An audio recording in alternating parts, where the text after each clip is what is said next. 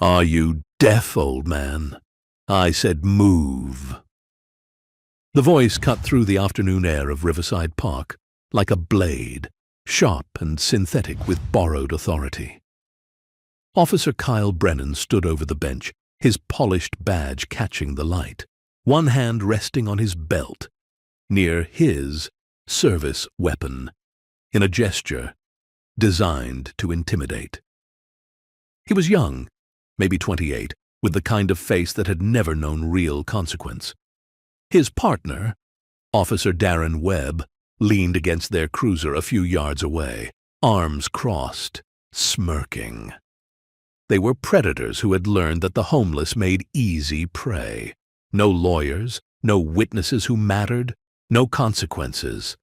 The man on the bench didn't move. He sat with his back against the wooden slats, his eyes closed, as if he were sleeping, though the tension in his shoulders suggested otherwise. He looked to be in his late 50s, maybe early 60s, his face a roadmap of hard miles. He wore a faded military-style jacket, the fabric worn thin at the elbows, and cargo pants that had seen better decades. His beard was long and unkempt, peppered with gray, and his boots were scuffed and cracked. At his feet, lying perfectly still in the grass, was a German shepherd. The dog was massive, easily 75 pounds of muscle and bone, its coat a rich tan and black that gleamed even through the dust of street life. But what was most striking was its absolute discipline. It didn't bark. It didn't growl. It simply lay there, its head resting on its paws, its dark eyes open and watchful. A small worn metal cup sat on the ground near the man's feet, a few coins glinting inside. A cardboard sign leaned against the bench. Homeless vet. Anything helps. God bless. Officer Brennan kicked the cup, scattering the coins across the concrete path with a metallic clatter that made nearby pedestrians flinch and hurry past. I'm talking to you, you worthless piece of... He stopped himself, glancing around to see if anyone was recording. The homeless man finally opened his eyes. They were pale blue, the color of ice, and they held a stillness that was profoundly unsettling. He didn't speak. He just looked at the officer with an expression that wasn't fear, wasn't anger, wasn't even surprise. It was patience. It was the look of a man who had seen far worse things than a bully with a badge. The silence seemed to infuriate Brennan more than any retort could have. You can't loiter here, he barked. This is a family park. We've had complaints.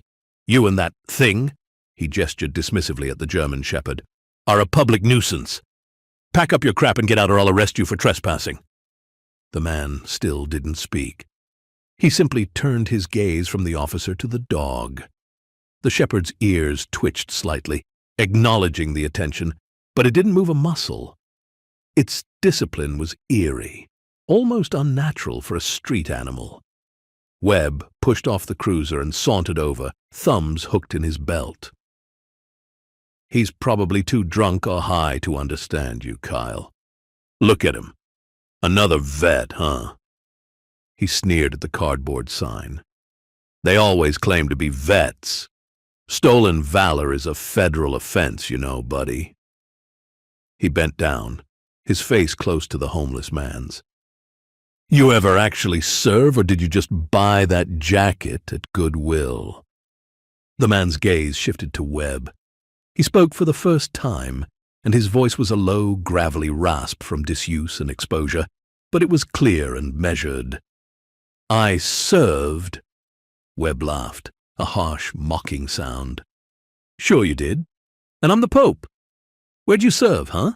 The couch? The liquor store? He straightened up, turning to his partner. Kyle, I think this mutt is a stray, probably diseased. Should we call animal control? Get it impounded? At the word impounded, the homeless man's stillness shifted, just a fraction.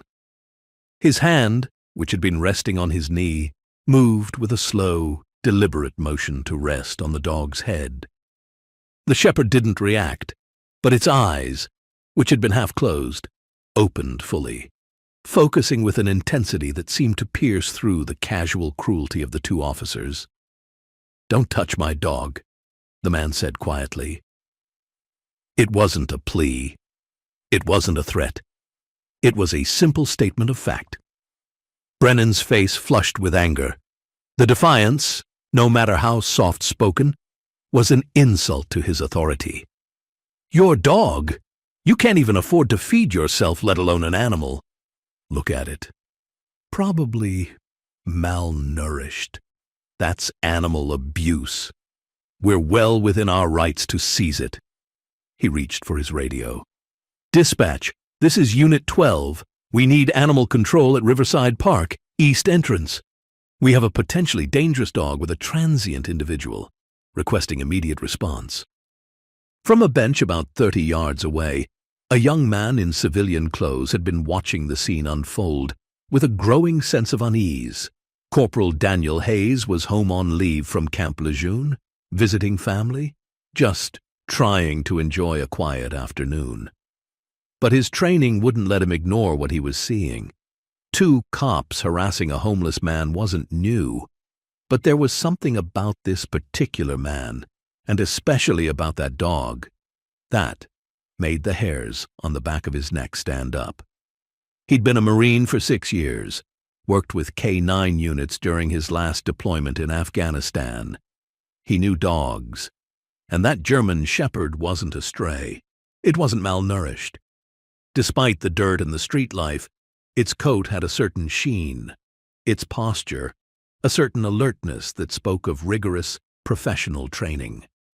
And then he saw it, a small, faded tattoo inside the dog's left ear, barely visible from where he sat, but unmistakable to someone who knew what to look for. It was a series of numbers and letters, the kind of identifier tattooed into military working dogs. His heart started to pound. He pulled out his phone, snapping a discreet photo of the dog, zooming in on the ear. He forwarded it to a contact in his unit, a K-9 handler he'd served with a single message. "Is this what I think it is? Urgent." The response came back in under a minute. 3 words that made his blood run cold. "Holy shit. Confirm location."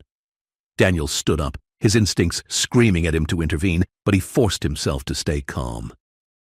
He didn't know the full story yet, but he knew enough to know that those 2 cops were about to make a catastrophic mistake. Back at the bench, Brennan and Webb were escalating. Webb had grabbed the homeless man's worn duffel bag and was dumping its contents onto the ground. A tattered blanket, a few cans of dog food, a small photo in a cracked frame. Brennan leaned down and snatched the photo, holding it up to the light.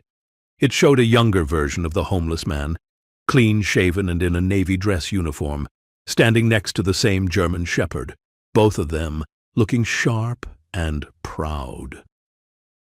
"Well, would you look at this?" Brennan said, his voice dripping with sarcasm. "Navy, huh? What were you, a cook, a janitor?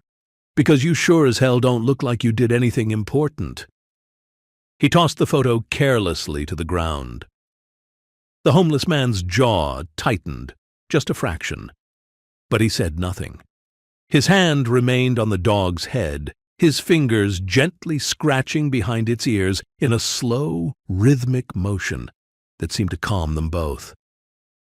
Webb crouched down, getting right in the man's face again. "You know what I think? I think you're a fraud. I think you bought that jacket and that photo, and you sit here every day scamming good people out of their money." "Stolen valor, pal. That's a crime, and we're going to enjoy taking you in." The homeless man finally spoke again, his voice still quiet, but with an edge of steel beneath it. "My name is on my dog tags. Check if you want." Brennan snorted. Dog tags? You probably bought those at a surplus store too. But Webb, ever the opportunist, reached down and yanked the chain from around the man's neck, the thin metal biting into his skin before it snapped free. He held the tags up, squinting at the engraving. Let's see. Croft M. No rank. No service number I can read. This proves nothing. From his position across the park, Daniel Hayes was now on the phone, his voice low and urgent. Sir, I need you to listen to me very carefully. I'm looking at a homeless man with a German shepherd, and that dog has a MWD tattoo in its ear. I sent you the photo. The cops are about to impound it, and they're harassing the owner. I need confirmation on the dog's ID, and I need it now. On the other end of the line there was a long pause. Then a sharp intake of breath. Hayes, stay on the line. Do not, I repeat, do not let them take that dog. I'm making a call. Keep eyes on. Daniel's hand tightened around his phone. Roger that. The situation at the bench was deteriorating rapidly. An animal control van had pulled up, and a young, nervous-looking officer stepped out with a catchpole and a carrier. Brennan waved him over with a triumphant grin. Over here. We've got a stray that needs to be picked up. Owner can't prove ownership or provide vaccination records. The homeless man stood up for the first time, a slow, deliberate motion. He wasn't tall, maybe 5'10", but there was something about the way he moved, a coiled, controlled grace that made even Brennan hesitate for a split second. The dog rose as well, moving to stand at perfect heel position beside the man's left leg. It didn't need a leash. It didn't need a command. It simply knew. That's not a stray, the man said, his voice steady. His name is Cairo. He's mine. We've been together for 12 years. Webb laughed. Cairo? What is he? Egyptian royalty? Look, buddy, you can tell your sob story to the judge. Right now, this animal is being seized for your failure to provide proper care and documentation. The animal control officer, a young woman named Lisa Moreno, approached hesitantly. She'd done this job for 3 years and had learned to read animals quickly. This dog wasn't aggressive. It wasn't scared. It was waiting. Its eyes weren't on her. They were fixed on the two cops, tracking their every movement with a professional focus she'd only ever seen in police K9s. I'm not sure this is necessary, she ventured. The dog looks healthy and it's clearly well trained. Maybe we could just... Do your job, Moreno, Brennan snapped, or I'll file a complaint with your supervisor. Lisa sighed and approached with the catchpole. The moment she got within 5 feet, Cairo's demeanor shifted. The dog didn't growl. It didn't bare its teeth.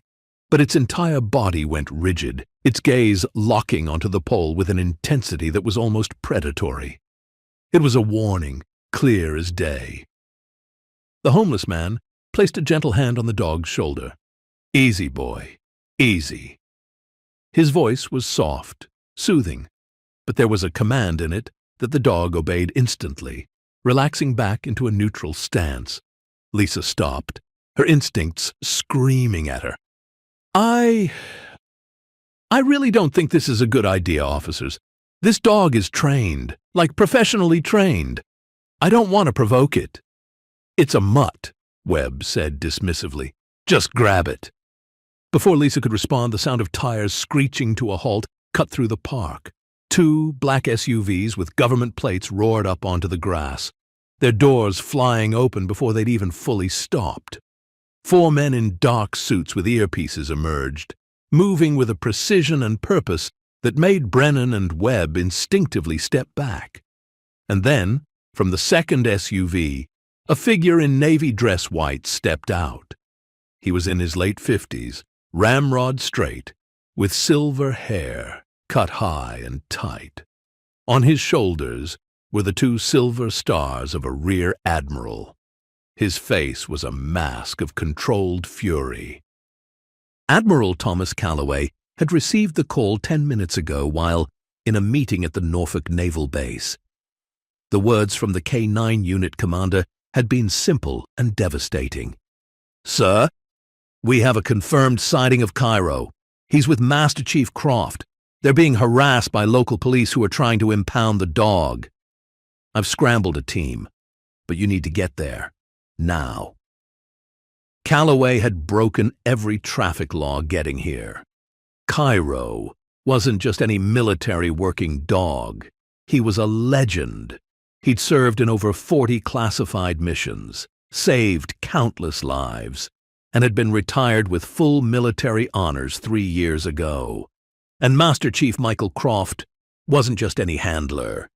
He was the handler, the man who'd pioneered K-9 integration with SEAL teams, a living ghost whose very existence was still classified in certain circles. The fact that he was homeless, that he was being treated like this, was a stain on everything the Admiral held sacred. He strode across the park, his entourage of naval intelligence officers and legal staff fanning out behind him. His eyes were locked on the two cops, and the look he gave them could have melted steel. Brennan and Webb stood frozen, their brains struggling to process the sudden arrival of what looked like a federal task force. Who are you?" Brennan stammered, his hand instinctively moving toward his weapon. One of the men in suits stepped forward, flashing a badge. "Naval Criminal Investigative Service! You will keep your hands away from your firearm, officer! Now!" The Admiral walked past them as if they were furniture, his entire focus on the homeless man and the German shepherd standing at attention beside him. He stopped 3 feet away, and for a long, silent moment, the two men just looked at each other. Then, with a motion so sharp it could have cut glass, Admiral Calloway brought his hand up in the most precise, most reverent salute Daniel Hayes had ever witnessed. "Master Chief Croft," the Admiral said, his voice thick with emotion that he was barely holding in check. "It is an honor, sir." The homeless man, Master Chief Croft, slowly lifted his hand and returned the salute, his movements automatic, drilled into him by decades of service. When he lowered it, his pale blue eyes were glistening, but his voice was steady. "Admiral Calloway, didn't expect to see you here. We've been looking for you for 6 months, Mike." The Admiral said quietly, his professional facade cracking. "Why didn't you come to us? Why didn't you let us help?" Croft looked down at Cairo, who was now sitting perfectly at his side, tail wagging slightly. "Couldn't leave him behind, sir. They told me I couldn't take him to the shelters. Said he was too big, too aggressive. I wasn't going to put him in a kennel. Not after everything." The Admiral's jaw clenched.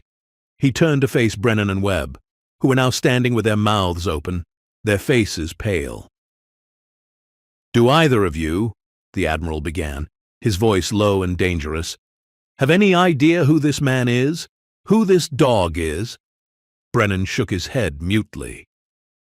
"This," the Admiral said, gesturing to Croft, "is Master Chief Petty Officer Michael Croft, retired. He served 28 years in naval special warfare. He is a plank owner of a unit so classified I can't even tell you its name. He holds the Navy Cross, 3 silver stars, 5 bronze stars with valor, and 4 Purple Hearts. He has personally saved more American lives than I can count on 2 hands." The Admiral then pointed at Cairo.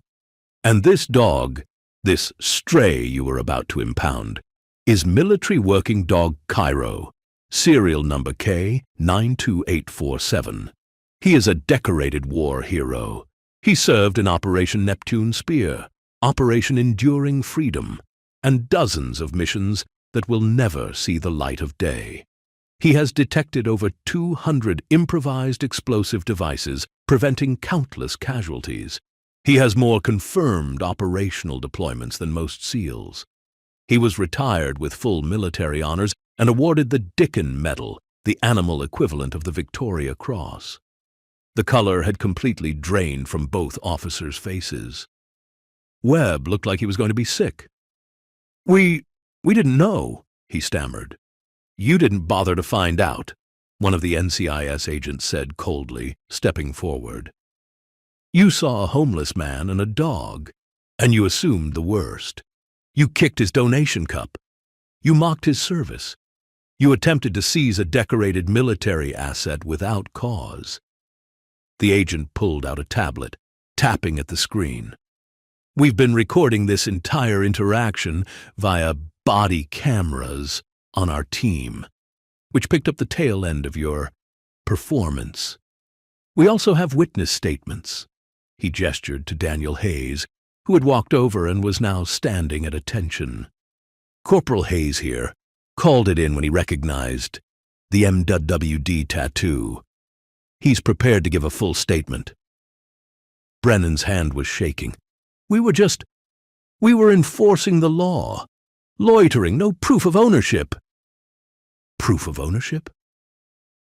The Admiral's voice rose for the first time, a thunderclap of fury. "He has tags. He has a photo. He has a bond with that animal that you, in your pathetic ignorance, couldn't begin to comprehend. That dog would die for him. That man gave up everything, his career, his health, his future, to make sure his partner, his brother in arms, was never abandoned." The Admiral took a step closer to Brennan, and the young cop actually flinched. "You want to talk about the law? Let's talk about the law. Harassment of a veteran. Attempted theft of federal property. Yes, Cairo is still technically federal property, on loan to his handler for life. Destruction of personal property. Violation of civil rights. And let's not forget the pièce de résistance, threatening a decorated war hero and attempting to separate him from his service animal, which, by the way, violates about 6 different statutes under the ADA and military code." One of the NCIS agents stepped forward, holding out a badge. "Officers Brennan and Webb, you are being detained for questioning regarding your conduct. Your department will be contacted and internal affairs will be notified. I suggest you cooperate fully." Webb's legs seemed to give out, and he sank down onto the bench, his head in his hands. Brennan just stood there, his face a mask of shock and dawning horror. His career was over. He knew it. Everyone knew it. The Admiral turned back to Croft, his expression softening. "Mike, we're getting you off the street. Today, we have transitional housing at the base, full medical support, and a job waiting for you if you want it. Training the next generation of K9 handlers, you and Cairo, together where you belong." For the first time, a small, weary smile touched Croft's weathered face. "A job? I'm kind of out of practice, sir." "Bullshit," the Admiral said with a grin. "You're the best there ever was, and these kids need to learn from the best." He glanced down at Cairo, who was now looking up at his handler with what could only be described as adoration. "Besides, Cairo deserves a warm bed and 3 squares a day. Don't you think he's earned it?" Croft looked down at his partner, his best friend, his brother. He reached down and scratched behind the dog's ears, and Cairo's tail wagged with a happiness that had been absent for too long. "Yeah," Croft said softly. "Yeah, he has." The Admiral gestured to one of his aides. "Get the Master Chief and Cairo into the vehicle. Make sure there's water and food for both of them. We're going straight to the base." As the aide gently guided Croft toward the SUV, Daniel Hayes stepped forward, snapping to attention and rendering a crisp salute. "Master Chief, it was an honor, sir. Thank you for your service." Croft paused, looking at the young Marine. He returned the salute, and his voice, though still quiet, carried a warmth it hadn't held before. "Thank you, Corporal, for making the call, for giving a damn." "Semper Fi, sir," Daniel said. "Hoo-yah," Croft replied with a ghost of a grin. As the SUVs pulled away, carrying the Master Chief and Cairo toward a future that held warmth, safety, and dignity, the park fell into a stunned silence. Brennan and Webb were escorted to a separate vehicle, their hands not yet cuffed, but the writing on the wall, clear as day. Lisa Moreno, the animal control officer, watched the whole scene with tears streaming down her face. She'd almost taken that dog. She'd almost been the one to tear them apart. The thought made her physically ill. One of the NCIS agents approached her. "You're not in trouble, Miss Moreno. You hesitated. You listened to your instincts. That's more than those two did." She nodded, unable to speak. The sun was beginning to set over Riverside Park, casting long shadows across the grass where, just an hour ago, a homeless man and his dog had been sitting, invisible to a world that had forgotten them. But they weren't forgotten, not by the men and women who had served beside them, bled beside them, and would never stop searching for their own. Admiral Calloway made one more call as his motorcade headed back to base. "Get me the VA. I don't care who you have to wake up. We have a Master Chief who fell through the cracks, and I want to know why. And I want it fixed. For him, and for every other hero we've failed." On the other end of the line, someone scrambled to comply. Because when a two-star Admiral demands answers, you find them. Back at Norfolk, Michael Croft sat in a clean room with a real bed for the first time in over a year. Cairo was beside him, lying on a thick, soft dog bed, his eyes half closed in contentment. A medic had checked them both over. Croft had some malnutrition, a respiratory infection, and untreated injuries that had healed poorly. Cairo had a slight limp from an old shrapnel wound that had never been properly addressed. But they were together, and they were home. Croft reached down, his gnarled hand resting on Cairo's head, and the dog let out a deep, satisfied sigh. "We made it, boy," Croft whispered. "We're okay." And for the first time in a very long time, he believed it.